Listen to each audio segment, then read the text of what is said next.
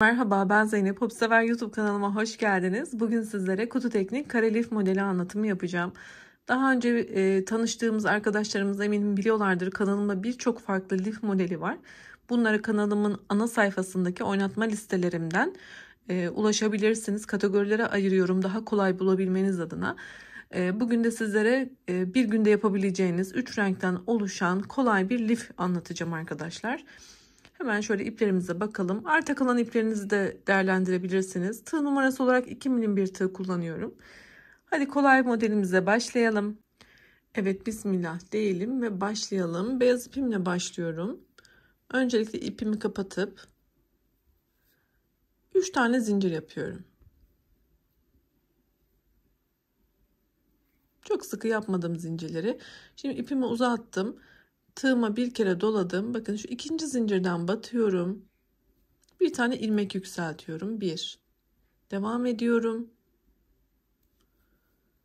2. 3. 4. Eğer ipiniz daha ince ise ya da daha dolgun fıstıklar istiyorsanız bu işlemi artırabilirsiniz. Sonra hepsini tek seferde çıkarttım. Bir zincir yaptım. İlk defa lif yapanlar lif nasıl yapılır videolarımı da izleyebilir. Tepesine tekrar 1, 2, 3, 4 kere sardım. İkinci fıstığımı yapıp bunu da kapatıyorum. Bir zincir. Şimdi 2 tane fıstık yapacağız açık şekilde. 4 kere sardım. Bakın 3. fıstığımı yaptıktan sonra buradan tutuyorum ve birinci zincirimin içinden tekrar ilmek yükseltiyorum. Buraya da bir fıstık yapacağız. Şu an tığımda açık 2 tane fıstığımı tek seferde kapattım. Şuraya bir kez daha yapayım. Evet, 2 zincirimi yapıp şimdi kesiyorum ipimi. Şöyle bir kutucuk elde ettik. Ortası boş. Bakın 4 tane fıstığımızı yaptık. Evet, mavi ile devam ediyorum. Yine olduğum noktada şöyle ipimi kopardığım noktadan ekleyerek başlıyorum. 2 zincirle. Şimdi arkadaşlar buraya bir tane fıstık yapıp kapatıyoruz öncelikle.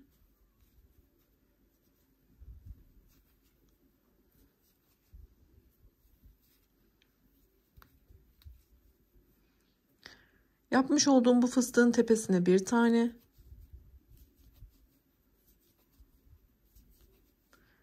Ve şu karşı noktaya, yani şu noktaya da bir tane fıstık yapıyorum.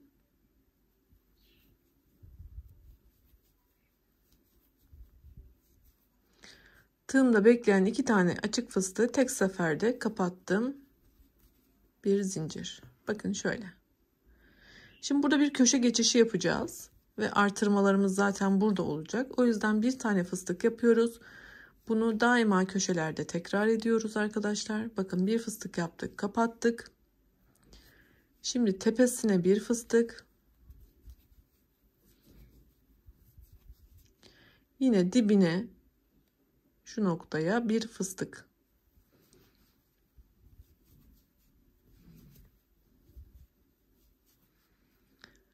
Tığımdaki açık 2 fıstığı tek seferde kapattım. Bir zincir. Bakın geçiş yapmış oldum. Yani şurada artırma yaparak bu kenara geçtim. Dediğim gibi köşeler daima bu şekilde ilerleyecek. Ben ipimi şöyle bir açayım arkadaşlar. Karışmış bu arkada.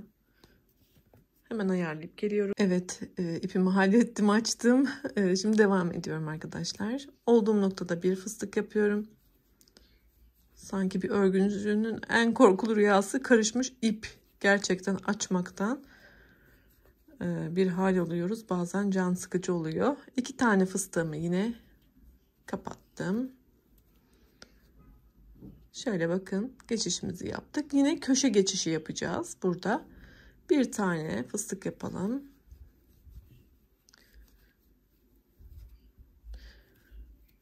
Bunu kapattık. Tepesine bir, dibine bir şeklinde.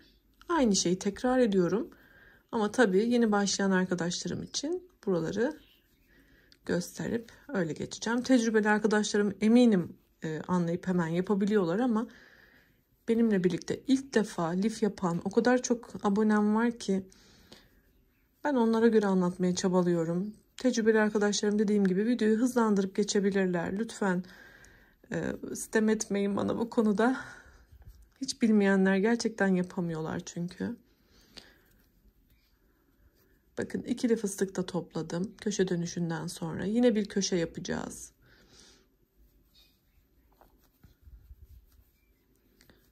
Köşede yine bir fıstık yaptım, kapattım. Tepesine dibine şeklinde ikili fıstığımı toplayacağım. Buraları hızlı geçiyorum. Sadece hızlı örmeye çalışıyorum. Mantığını görün diye. Çünkü aynı şeyleri tekrar ediyorum aslında ama dediğim gibi hem hızlı olmaya hem de göstermeye gayret ediyorum. Köşe geçişinde yaptım. Yine devam ediyorum.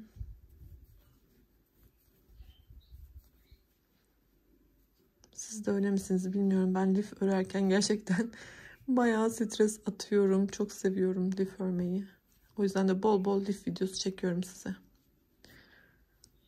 Bakın. Şimdi başlangıç noktama kadar geldim. Burada bitirirken bir tane buraya, bir tane de şu noktaya fıstık yapıyorum. İkili fıstık topluyorum. Ve küçük bir kare elde ettik. 2 tane zincirimi de yaptım, kesiyorum. Hemen burayı hızlıca bir özet geçeceğim. Başlangıçta bir fıstık yapıp kapatarak başladık. İkili fıstıklarla köşeye kadar ilerledik. Köşe geçişimizi yaptık. İkili fıstıklarla derken sonda şurada bitirişte yine ikili fıstıkla oldu. Evet, ben beyaz ipimle devam ediyorum sıralamama göre. Artık bu sırada her ne yapıyorsak sürekli aynı şeyi tekrar edeceğiz. Ufak bir hatırlatmam olsun bu. Bakın başlangıcımız bir alt sırada yaptığımız gibi bir fıstık yapıp kapatmak. İkili fıstıklarla şu köşeye kadar ilerlemek. Yapalım. Tepesine bir, karşıya bir. Şimdi ikili fıstık toplayıp kapatıyorum. Şimdi tepesine karşıya şeklinde şu noktaya kadar ilerleyelim. Evet, bu noktadaydık. İkili fıstık yaptık, topladık. Tekrar ikili fıstık yaptık, topladık. Buradaki boşluk sayımız arttı. Artırma mantığı bu zaten arkadaşlar. Şimdi köşeye geldiğimde yine aynı şekilde bir tane fıstık yapıp kapatıyorum.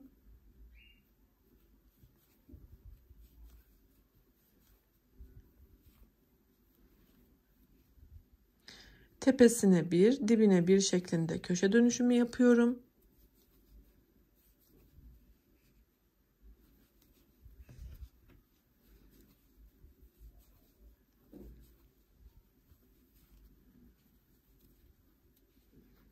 Şöyle bakalım.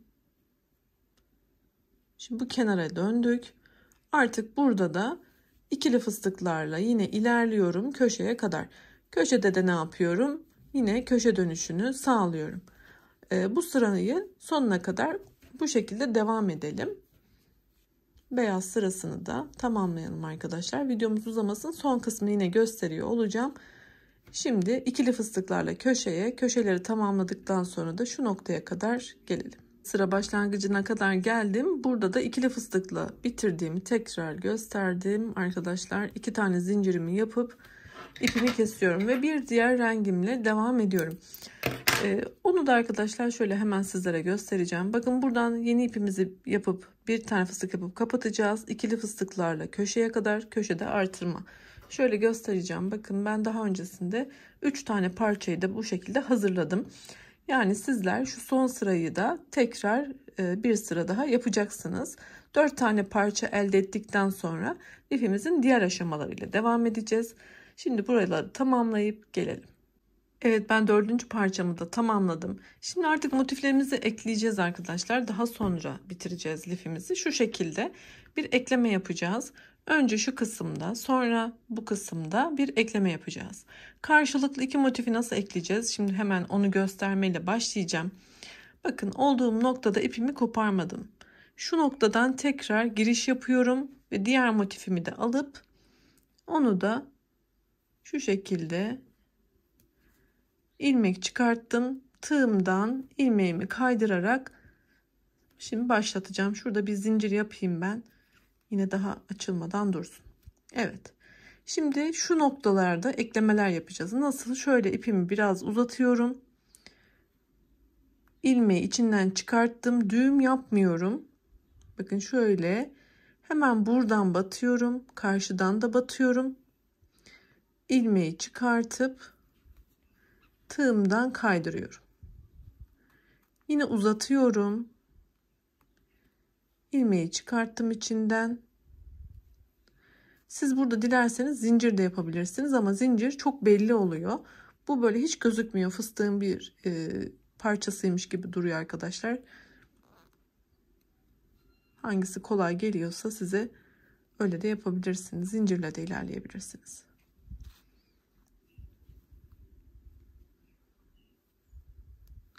Karşılıklı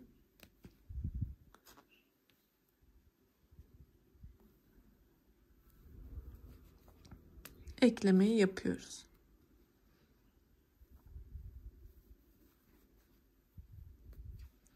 Motifimin sonuna kadar geldim. Şu köşe noktalarını da ekliyorum. Şuradan bir tane zincir yapıp burayı önce bir kapatalım. Bakın şu şekilde hiç belli olmadan eklememiz yapıldı. Eğer size bu zor geldiyse zincir çekip, örneğin 4 ya da 5 zincir çekip sık iğne, bu şekilde de yapabilirsiniz elbette. Şimdi diğer iki motifimi şöyle yine yerleştireceğim, bakın.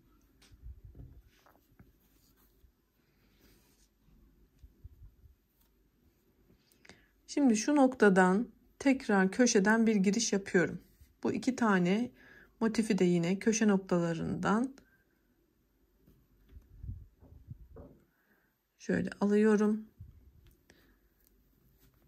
Sıkıca burayı bunun içinden kaydırdım. Yine burada bir zincir yapıp sağlamlaştırdım.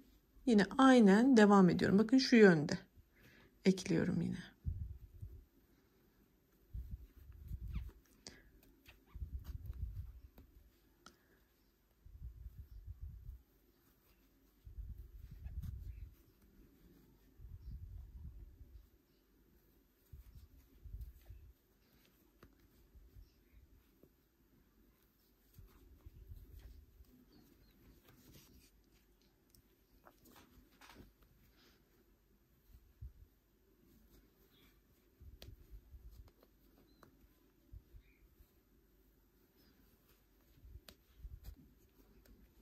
Evet, sona kadar geldim. Burada ipimi artık kıracağım. Kopartacağım. Bakın şu eklememizi yaptık. Şurada eklememi bitirdim. Şimdi ipimi yine buradan yapıp bu noktada bir ekleme yapacağım. Hemen gösteriyorum. Şunu keselim.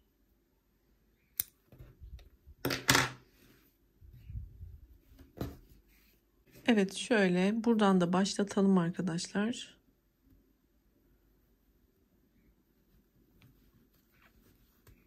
Şöyle iki zincirle önce ipimi bağlıyorum ve aynı işlemi yapıyorum.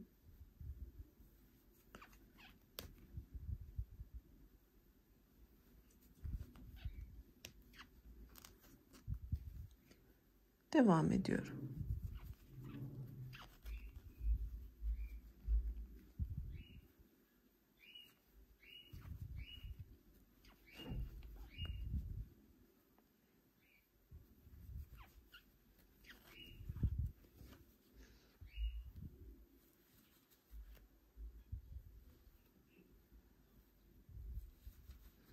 Şu ortadaki geçişi göstermek istiyorum aslında. Yoksa aynı şeyi tekrar ediyorum ama.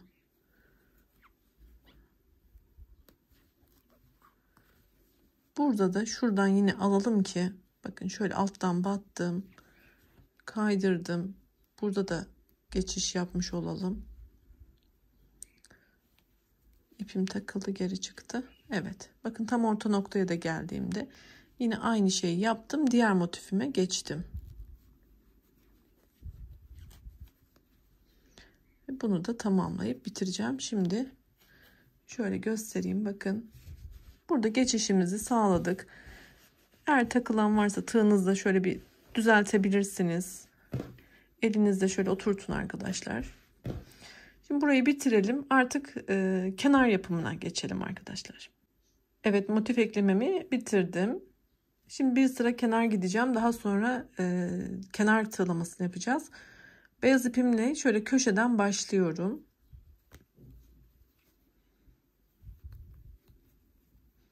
İki tane zincirimi yaptım, başladım. Burada başlarken bir tane fıstık yapıp kapatalım. Ve tepesine bir, dibine pardon karşıya bir şeklinde şöyle ikili fıstıklarla ilerleyelim.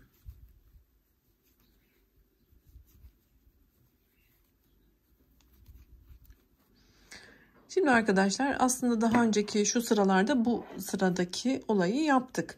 Hemen tarif edeceğim. Tepesine karşıya şeklinde ikili fıstıklarla köşeye kadar geliyoruz. Köşede yine köşe dönüşümüzü yapıp bu kenara devam ediyoruz. Daha sonra köşe, kenar, köşe, kenar şeklinde bu başlangıç noktamıza kadar devam edeceğiz. Yani ikili fıstıklar yapıp köşeleri yaptıktan sonra bir sıra tamam olacak. Daha sonra kenar tığlamasına geçeceğiz. Ben de hızlıca yapıp geliyorum arkadaşlar. Sizler de o şekilde devam edeceğiz. Şunu da söyleyeyim. Burada tepesine karşıya şu tam orta noktayı baz alacaksınız. Yani ikili fıstık toplayacağız ya. Şu noktaya da batacağız arkadaşlar. Hepsinde. Hadi yapalım. Bir kez de öyle bakarız. Devam edelim. Evet, başlangıç noktama kadar geldim. Bir tam tur burada sıramı yaptım. Hemen şöyle sizlere de göstereyim. Bakın. Köşelerde dönüşlerimizi sağladık. Bir tur devam ettik. Şimdi son sıramızı yaparken hem lifimiz bir miktar daha büyüyecek arkadaşlar, hem de kenar tığlamasını yapacağız. Sizler bu noktada eğer küçük olduğunu düşünüyorsanız bir sıra daha bu şekilde devam edebilir. Sonra yapacağımız sırayı uygulayabilirsiniz. Benim için yeterli. Ben şimdi son ve kenar sıramı yapmaya başlıyorum. Şimdi başlangıçta bir tane fıstık yapıp kapatıyorum. Bunun tepesine tomurcuk yapacağım arkadaşlar. Şöyle küçük bir fıstık dolgusu yapacağım.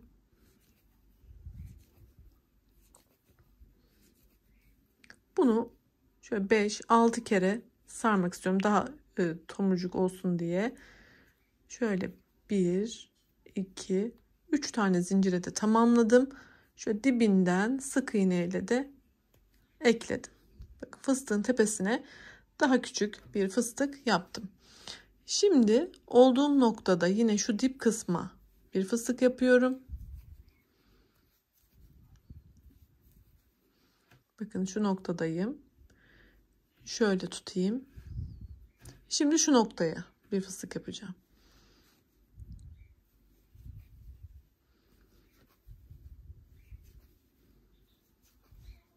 Tığımda bekleyen 2 tane fıstığı tek seferde kapatıyorum.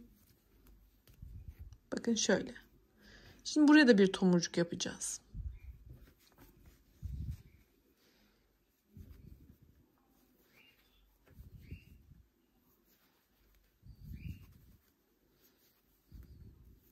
Altı kere sardım. Bunu daha küçük uzatıyorum ipi. Sonra 1, 2, 3'e tamamlıyorum. Dibine sık iğne yapıyorum. Şu noktadayım. Şimdi tekrar buraya ve karşıya ikili fıstık yapacağım. Sonra tepeye tomurcuk. Bu şekilde devam edeceğim. Şu köşe noktasında küçük bir püf noktası olacak. Ben şimdi oraya kadar bir yapayım. Size o köşe geçişini de yine gösteriyor olacağım. Bu şekilde devam edelim. Önce tomurcuğumuzu yapalım. Sonra ikili fıstıklarla tomurcuk yaparak şu köşeye kadar ilerleyelim. Evet, ben ilk sıramı yaptım. Şu köşe noktasına kadar geldim. Burada da ikili fıstık yapıp köşede tomurcuğumu yaptım arkadaşlar. Şimdi şu yönde ilerlerken ne yapacağız? Hemen onu gösteriyor olacağım. Bakın tomurcuğumu da yaptım şu birleşim noktasında. Şimdi kaldığım noktadan bir tane fıstık yapıyorum. Köşe dönüşümüzü yapıyoruz. Bunu kapatıyorum. Şimdi bunun tepesine bir tane tomurcuk yapıyorum.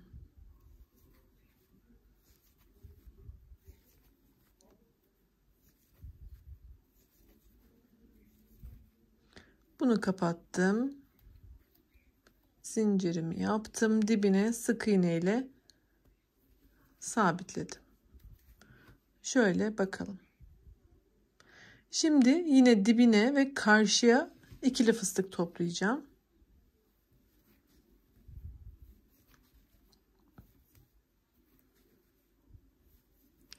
Bakın olduğum noktada yaptım. Şimdi şu noktada da fıstığımı yapıyorum. İkili fıstık topladım. Kapattım, bir zincir. Şöyle bakalım. Şimdi burada tomurcuk yapacağız.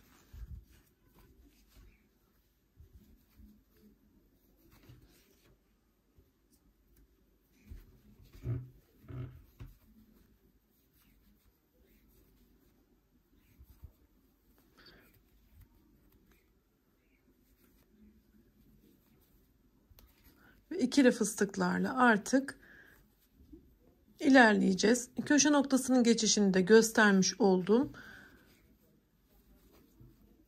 Tam bir tur dönelim arkadaşlar. Başlangıç noktamıza kadar ilerleyelim. Bu şekilde bitişi yine gösteriyor olacağım. Bakın şimdi burada tomurcuk yapacağız. İkili fıstık toplayacağız. Şu noktaya kadar yapalım. Evet, lifimin son sırasında bitiriş kısmındayım. İkili fıstık topladıktan sonra bir tane tomurcuk yaptım. Ve şu noktada arkadaşlar artık lifimizi bitireceğiz. Olduğum noktada bir tane fıstık yapıyorum. Bunu kapatıyorum. Bir zincir. Yine tepesine bir tane tomurcuk yapıyorum.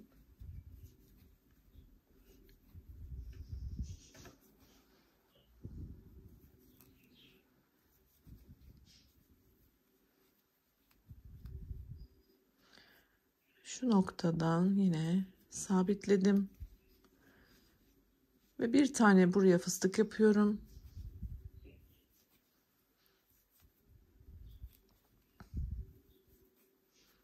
Hepsini içinden geçirdim. Şu şekilde kapattım. Zincir yapmadan şu noktaya batıyorum.